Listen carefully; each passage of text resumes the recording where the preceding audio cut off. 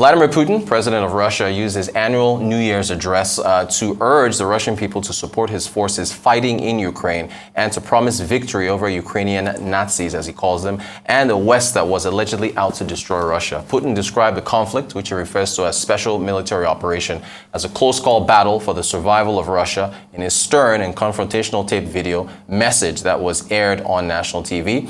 He claims that his soldiers are defending the national truth and justice in order to ensure the security of Russia. Well, what's the impact on Nigeria? Joining us to discuss further, Efosa Aluyi, who is the head of investments at Sankore Global Markets. Efosa, Happy New Year to you. Thank you so much for joining us. Lots to discuss. I'll actually start with fuel supply before we get to Putin and FTC.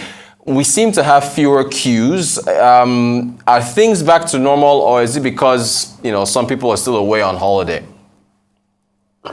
Good morning, Rotus. Happy New Year. Thanks for having me. I mean, it's really difficult to chalk it down to one of these particular reasons. And over the last couple of weeks, really, we've had these bouts of sometimes it seems like the pressure kind of eases for a couple of days, and then from nowhere again we see the queues coming through again, so it's really, it might be as a result of the fact that you have, some people have traveled out of town, but again, it might just be us going through that cycle again where, I remember over the last month or so, you would have, a week where it seems like there are fewer queues where you could just drive into the petrol station and all you do is spend a couple of minutes and you're out. And then the next couple of days, it seems like there's no fuel anywhere, so it's really difficult to say, but again, I think that these are issues that obviously need to be addressed. As at August, we were consuming about 74 million liters a day. That had risen almost 10% if you compare to the previous quarter. So again, a lot of things that just need to be unpacked, a lot of stuff that needs to be properly understood around this whole petroleum situation. But key around it is the fact that something needs to be done about the whole subsidy situation so that, market reflective prices can be at the pump. And I'm sure at that point, this whole, shortage thing will certainly be a thing of the past. All right, fingers crossed. So Putin had a very, defiant New Year's address. What if the war will continue? What's the impact on emerging markets like Nigeria? I think that the impact, we had seen a knee-jerk reaction in terms of the impact early on in the year, early on last year, as a matter of fact, when that war broke out. If you look at commodity prices, for instance, there's been a correction across board from soft commodities to metals, even to crude oil. We saw a significant jump in the aftermath of that invasion, but we've seen, also almost commensurate correction, so to speak. And that is just born out of the fact that the world is essentially learning to live with this war, and that's the reality that we have right now. And that's one of the reasons why we think that the war is likely to continue and could certainly become a war of attrition. It's a case where the world has learned to live with this war. So the debilitating impact that we saw in the immediate aftermath of that war, we think that it's receded quite a bit.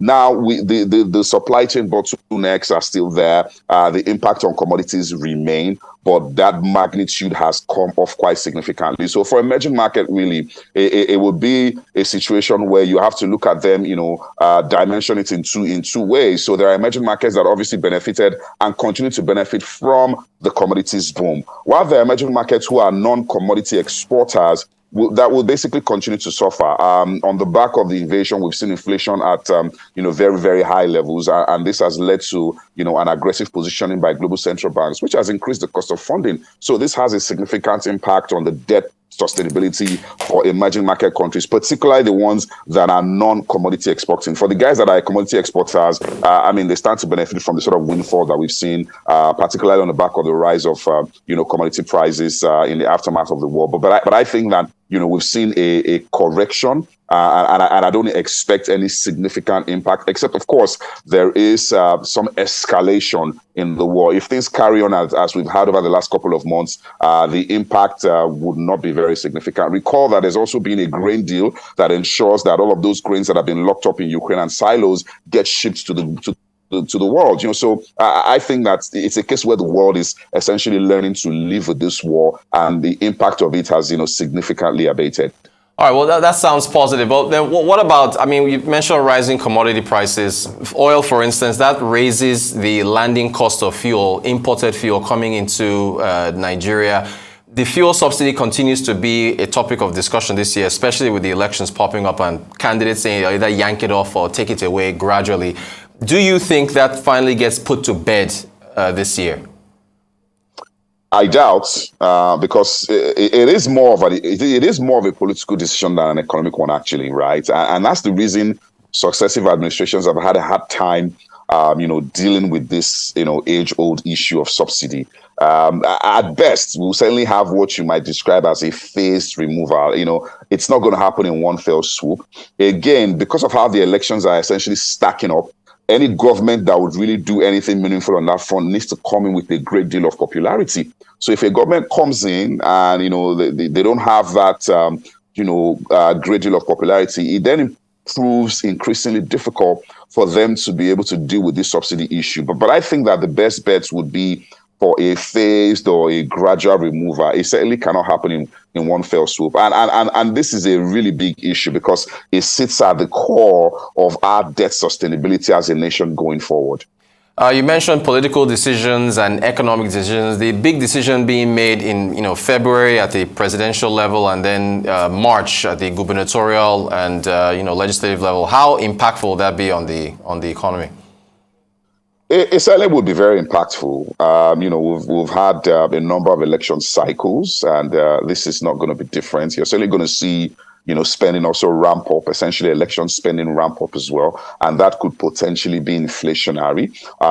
Towards the election, you could also begin to see, things sort of, grind to a halt, if you will, some increase in terms of, policy inertia. So you essentially have a government that is basically bowing out. There's not going to be much for it to want to stake at this point in time. It would essentially want to leave all of that for the incoming government. So you're going to have some policy inertia. You're certainly going to have some more spending towards the election, which could be potentially, inflationary. But in the aftermath of the election, really, it's a case where I think the election will come and go, just like we've had a number of cycles in this country. The immediate aftermath, depending on how things, turn out, could be a bit, volatile. But I think that just like several elections that we've had, it will come and go, and it will be time for whoever comes into office to, show Nigerians what they intend to do, particularly on the policy front. Financial Derivatives Company Limited saying that the nation, because of its debt burden, could be forced to seek aid from the IMF. What do you make of that?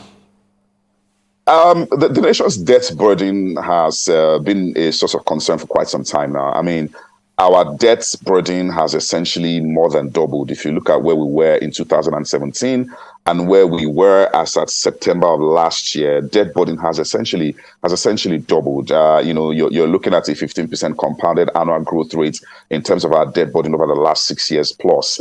So it is certainly concerning. Also, if you look at our debt service to revenue, it's grown quite astronomically. As at the end of Q3 last year, we were spending over 80% of our revenues to service our debts, both local and international. So that's huge. However, I don't think that where we are at right now calls for significant worry in terms of us approaching the IMF or any aid agency for some sort of help.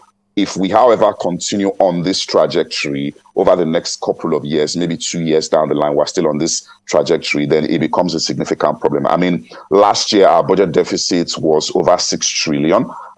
This year, the budget deficit is going to be about 10 trillion if the president assents to the bill that has been sent to him by the National Assembly. So the debt burden continues to grow. And again, I highlight the fact that at the core of it is the subsidy issue. Subsidy this year is going to cost us over 6 trillion. So if we can claw back some of that, it will certainly put us on a path where our debts can be certainly more sustainable going forward. Also, at the core of this debt issue has been our revenue problem or our revenue challenge, and that has basically been on the back of the fact that production has basically been significantly stifled. So I think that if production, gets ramped up and continues to increase in the next couple of months, and we're able to, do something about subsidy, it will certainly put us on a more sustainable footing from a debt perspective, going forward. But from where we are right now, I don't think, there's a huge cause for alarm, but we certainly cannot continue on this trajectory.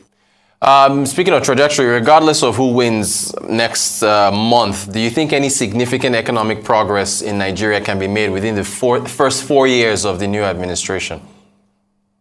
Absolutely. I mean, I think it's a thing of policy. At the end of the day, I think one of the low-hanging fruits will certainly be, sort of addressing this whole subsidy issue. Like I said, I don't think the government will be able to do that in one fell swoop, but at least there needs to be some initiative towards reducing that burden, because it is a huge burden on the economy. Reducing that, freeing up, resources to ensure that we're on a more sustainable debt, footing. Also to free up resources to take care of, other critical areas of the economy. Also on the FX front, I think that, policy can certainly help in that area as well. I think that those are the critical areas that will be very, very essential for the incoming government to, make certain moves on, at least in the first year of the administration. So I certainly think that, economic progress can be made in the first 4 years of the new administration.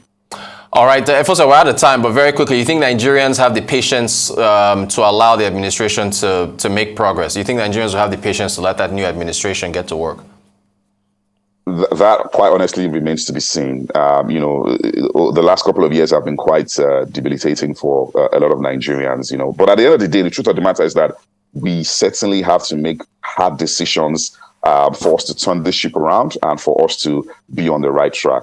Those decisions are not going to be simple. So again, it depends on the sort of goodwill that the administration comes into office with. I think that whatever administration that comes in, if it comes in with a decent level of goodwill, it needs to act on that really quickly to create very quick policy wins that will put Nigeria on the right path.